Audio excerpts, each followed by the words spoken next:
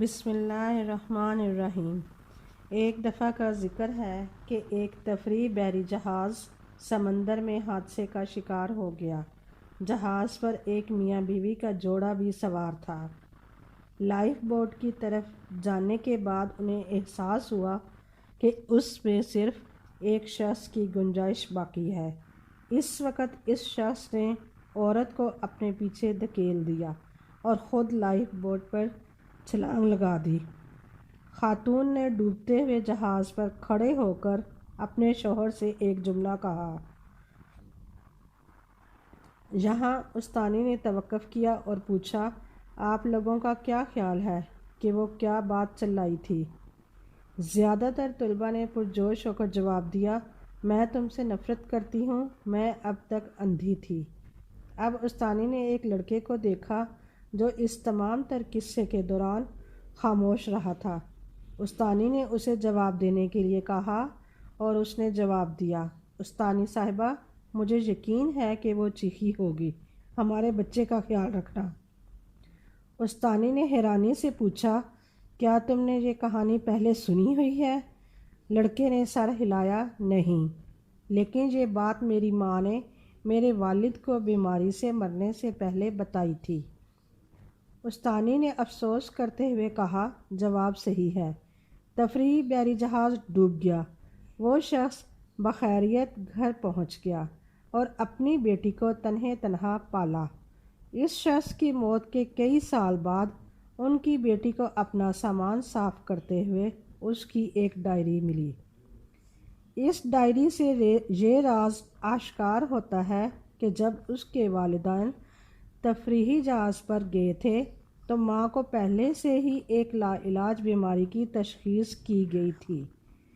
اس نازک لمحے میں باپ زندہ بچ جانے کے واحد موقع سے فائدہ اٹھا کر بھاگ نکلا۔ اس نے اپنی ڈائری میں لکھا تھا، میری کس قدر تمنا تھی کہ تمہارے ساتھ سمندر کی تہہ میں ڈوب مروں، لیکن اپنی بیٹی کی خاطر میں تمہیں ہمیشہ کے لیے سمندر کی گہرائیوں میں اکیلا رہنے کے لیے چھوڑ آیا ہوں۔ کہانی ختم ہوئی۔ کلاس میں خاموشی چھا گئی۔ استانی جانتی ہے طلباء کہانی کے اخلاقی سبق کو سمجھ چکے ہیں کہ دنیا میں اچھائی اور برائی کا وجود ہے، لیکن ان کے پیچھے بہت سی پیچیدگیاں ہیں جن کو سمجھنا مشکل ہے۔ یہی وجہ ہے کہ ہمیں کبھی بھی صرف سطحی حالات پر توجہ نہیں دینی چاہیے اور دوسروں کو پہلے سمجھے بغیر فیصلہ صادر نہیں کرنا چاہیے۔ جو لوگ بل ادا کرنا پسند کرتے ہیں وہ اس لیے نہیں کرتے کہ وہ دولت مند ہیں، بلکہ اس لیے کہ وہ دوستی کو پیسے پر ترجیح دیتے ہیں۔ جو لوگ کام میں پہل کرتے ہیں وہ اس لیے نہیں کرتے کہ وہ بے وقوف ہیں، بلکہ اس لیے کہ وہ ذمہ داری کے تصور کو سمجھتے ہیں۔ جو لوگ جھگڑے کے بعد پہلے معافی مانگتے ہیں وہ اس لیے نہیں کرتے کہ وہ غلط ہیں، بلکہ اس لیے کرتے ہیں کہ وہ اپنے ارد گرد کے لوگوں کی قدر کرتے ہیں۔ جو لوگ آپ کی مدد کرنے کو تیار ہیں اس لیے ایسا نہیں کرتے کہ وہ آپ کی کسی بھی چیز کے مقروض ہیں، بلکہ اس لیے کہ وہ آپ کو ایک سچے دوست کے طور پر اہمیت دیتے ہیں۔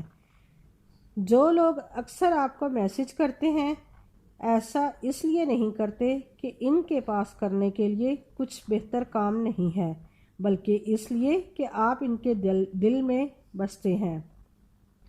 ایک دن ہم سب ایک دوسرے سے بچھڑ جائیں گے۔ ہم ہر موضوع اور کوئی بھی موضوع نہ ہونے کے بارے میں ہماری گفتگو کو یاد کریں گے اور ان خوابوں کو جو ہم نے مل کر دیکھے تھے۔